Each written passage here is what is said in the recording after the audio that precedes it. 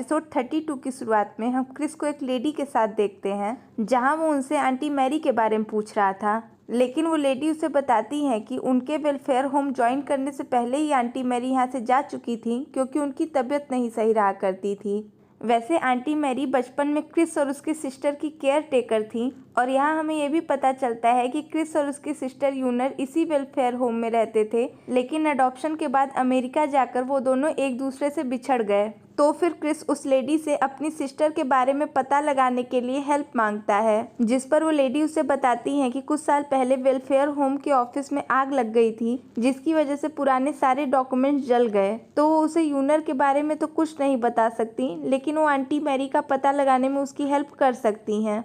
और हो सकता है कि आंटी मैरी को यूनर के बारे में कुछ पता हो, तो क्रिस उस लेडी को अपना नंबर देता है और यहाँ वो उसे अपना नाम ली मिन हाओ बताता है, जो कि अडॉप्शन से पहले उसका रियल नेम था। इधर घर पर विंशुआ काफ़ी परेशान हो रहा था क्योंकि ना ही अभी तक क्रिस वापस आया था और ना ही वो उसका फ़ोन उठा रहा था। पर तभी डोरबेल बजती है और क्रिस वापस आ जाता है और उसके आते ही विंशुआ उस पर सवालों की बारिश कर देता है कि वो अब तक कहाँ था, ताओशाओ कहाँ है और उसका फ़ोन क्यों नहीं उठा रहा था। जिस पर उसके सवालों से इरिटेट होकर क्रिस उससे कहता है कि अगर मैं अपना फ़ोन नहीं उठा रहा था तो तुम ताओशाओ को भी तो कॉल करके पूछ सकते थे, लेकिन तुम्हारे अंदर इतनी हिम्मत तो है नहीं कि तुम ताओशाओ को कॉल करके पूछ सको, बस मुझ पर ही हर वक्त अपना हुक्म चलाते रहते हो। तो क्रिस का मूड खराब देख विंशुआ उससे कोई सवाल नहीं करता और चुपचाप किचन में उसके लिए खाना बनाने चला जाता है।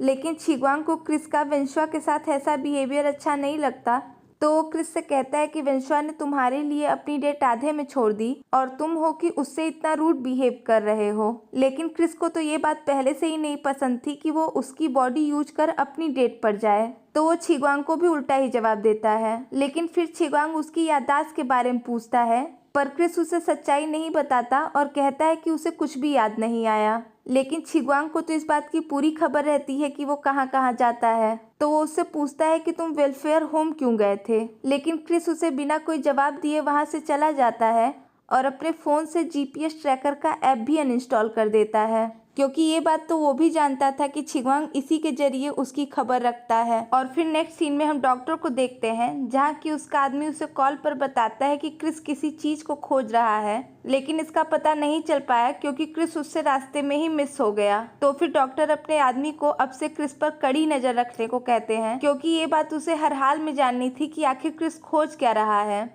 और तभी डॉक्टर का फ़ोन रिंग करता है जिस पर कि क्रिस के बायर का कॉल था, जिसका नाम मिस्टर लू था। तो मिस्टर लू डॉक्टर को एक बार उन्हें क्रिस को दिखाने को कहते हैं, जिसके लिए डॉक्टर भी मान जाता है। और फिर नेक्स्ट डे किसी कॉन्फ्रेंस की तैयारी चल रही थी जहां पर डॉक्टर मिस्टर लू को लेकर आता है, जो कि इतने बूढ़े थे कि वो खुद से चल भी नहीं सकते थे। और दूसरी तरफ ताओशाओ हैंडसम विंशुआ के लिए कपड़े लेकर आती है और उसे जल्दी से रेडी होने का कह वहाँ से जाने लगती है, लेकिन विंशुआ उसे रोक लेता है और उसे इस तरह से डेट पर अकेले छोड़कर आने के लिए उससे सॉरी कहता है। लेकिन ताओशाओ को तो उससे इस बार सच सुनना था, तो वीचैट पर शेयर की हुई क्रिस और उसके सिस्टर की फोटो दिखाते हुए उससे सच बताने को कहती है, क्योंकि ताओशाओ को लग रहा था कि ये विंशुआ की सिस्टर है जिसके बारे में उसने उसे नहीं बताया, लेकिन अब वो उसकी सिस्टर हो तब तो वो कुछ बताए। तो वो ताओशाओ को समझाने के लिए फालतू के बहाने देने लगता है, लेकिन इस बार ताओशाओ भी ये बात अच्छे से समझ रही थी कि विंशुआ बस उससे बहाने कर रहा है, तो वो फिर से वहाँ से गुस्सा होकर जाने लगती है। पर विंशुआ उसे दोबारा रोकता है, पर तभी वहाँ असिस्टेंट आ जाता है और हैंडसम विंशुआ से रियल विंशुआ के बारे में पूछता है, जिस पर विंशुआ उसे बताता है कि रियल विंशुआ वैन में है। तो फिर असिस्टेंट उसे जल्दी से कॉन्फ्रेंस के लिए तैयार होने का कह वहाँ से जाने लगता है और इसी दौरान वहीं से गुजर रहे पेंगहू पर विंशुआ की नज़र पड़ जाती है, जिसे देख वो समझ जाता है कि वो जरूर रियल विंशुआ के लिए यहाँ आया है। तो वो ताओशाओ से लास्ट चांस मांगता है और कहता है कि जब वो शूटिंग से पूरी तरह फ्री हो जाएगा तो वो उसे पूरी सच्चाई बता देगा। तो फिर ताओशाओ भी उसकी बात मानकर उसे आखिरी चांस दे देती है और उसे जल्दी से तैयार होकर बाहर आने का कह वहाँ से चली जाती है। और उसके जाते ही विंशुआ जल्दी से बॉडी स्विच कर लेता है, जिससे कि वैन में सो रहा रियल विंशुआ जाग जाता है और पेंगहू से बचने के लिए वो जल्दी से जाकर छुप जाता है।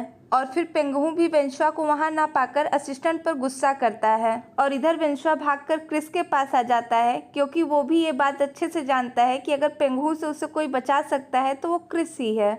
और फिर वो क्रिस को जल्दी से तैयार होकर कॉन्फ्रेंस पर चलने को कहता है पर क्रिस कॉन्फ्रेंस पर नहीं जाना चाहता था तो वो मना कर देता है। लेकिन फिर वेंशुआ के बहुत रिक्वेस्ट करने पर वो जाने के लिए तो तैयार हो जाता है, लेकिन सिर्फ 10 मिनट के लिए। पर इससे पहले वो वेंशुआ से पेंगहू के बारे में पूछता है कि आखिर पेंगहू क्यों उसके पीछे हमेशा पड़ा रहता है। लेकिन इसकी मेन वजह तो वेंशुआ भी नहीं जानता, क्योंकि उसे तो बस बचपन से आदत पड़ी है कि बेवजह ही पेंगहू उसे परेशान करता आया है। और फिर नेक्स्ट सीन में हम क्रिस को कॉन्फ्रेंस में देखते हैं, जहाँ की डॉक्टर और मिस्टर लू भी थे।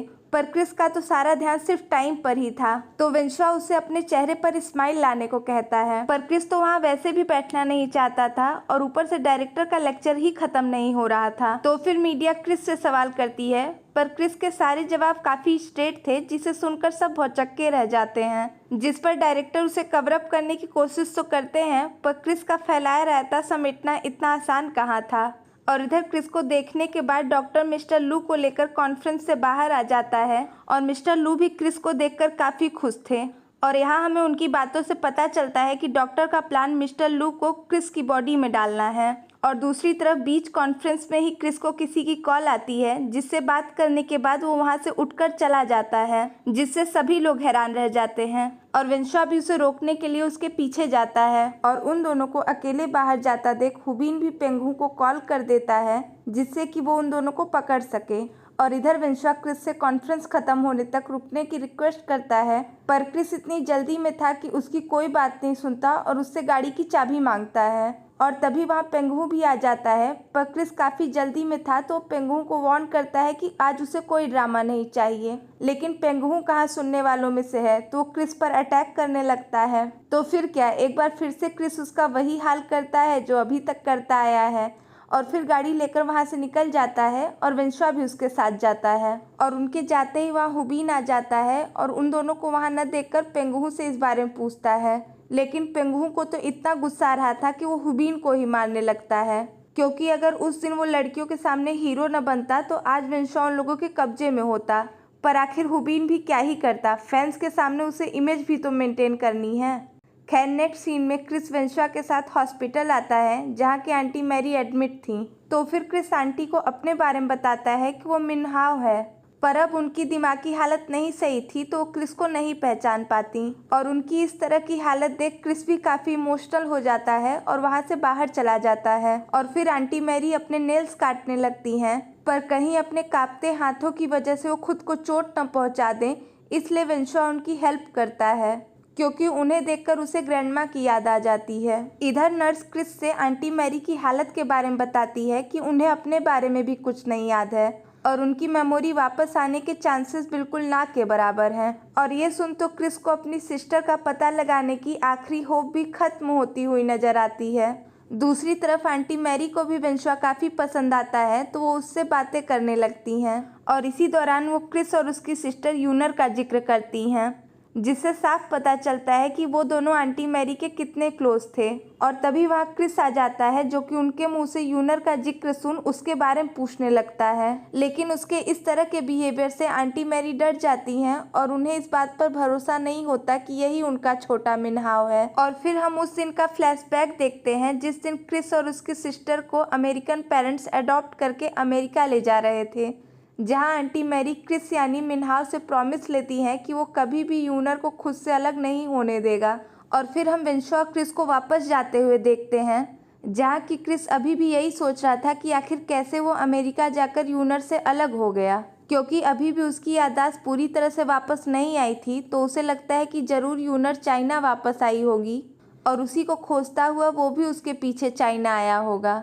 लेकिन पूरी बात क्या थी ये बात उसे नहीं याद आती, तो वो डॉक्टर से मिलकर इसके बारे में पता लगाने का डिसाइड करता है। और दूसरी तरफ हम ताओशा को छिगवांग के घर पर देखते हैं, जहाँ की वो वेंशुआ के बारे में लिखा ऑनलाइन आर्टिकल पढ़ रही थी, जिसमें कि उसे काफ़ी क्रिटिसाइज किया गया था, क्योंकि जिस तरह से उसने कॉन्फ्रेंस में बिहेव किया, ऐसा होना तो ऑब्वियस सी बात थी। पर ताओशा को हैंडसम वेंशुआ के बारे में चिंता हो रही थी, तो वो उसके बारे में छिगवांग से पूछती है। लेकिन इस बार तो छिगवांग को भी इसके बारे में कुछ नहीं पता होता।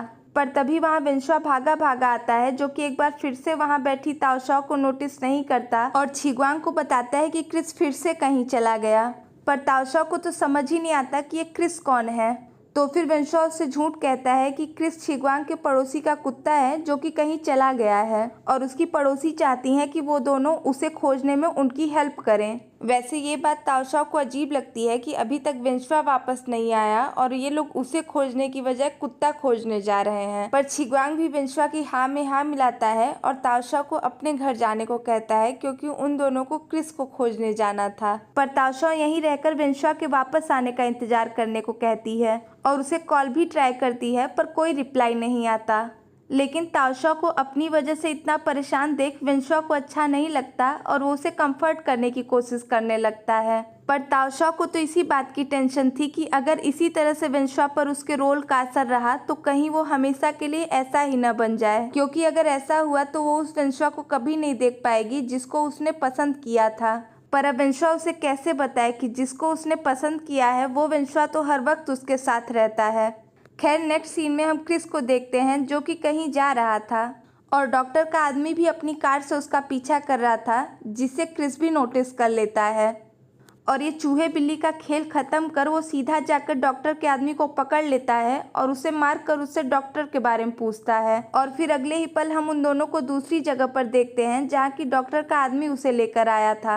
और जैसे ही वो आदमी उस जगह का शटर खोलता है, क्रिस उसे मारकर बेहोश कर देता है और अकेले ही अंदर चला जाता है। और फिर किसी तरह छुपते छुपाते वो एक लैब में पहुंचता है जहाँ की स्क्रीन पर क्रिस की ही डिटेल ओपन थी। तो क्रिस वो सब देखने लगता है पर तभी अचानक से एक निडल उसके गले पर लग जाती है जिससे कि वो बेहोश हो जाता है। और फिर अगले ही पल हम क्रिस को बेहोश हालत में लेटे हुए देखते हैं जहाँ की कुछ डॉक्टर उस पर किसी तरह की रिसर्च कर रहे थे और इसी दौरान उन्हें उसमें कुछ कमी देखने को मिलती है। और इसी के साथ ये एपिसोड यहीं खत्म हो जाता है। तो अब मिलते हैं जल्द ही नेक्स्ट एपिसोड में आगे की कहानी के साथ। तो प्लीज़ सब्सक्राइब माय चैनल अगर नहीं किया है तो, और वीडियो पसंद आए तो उसे लाइक भी कर दें and follow me on Instagram. वहाँ पर मैं आप सभी के वीडियो से रिलेटेड सारे आंसर देती हूँ। तो तब तक के लिए stay tuned and thanks for watching.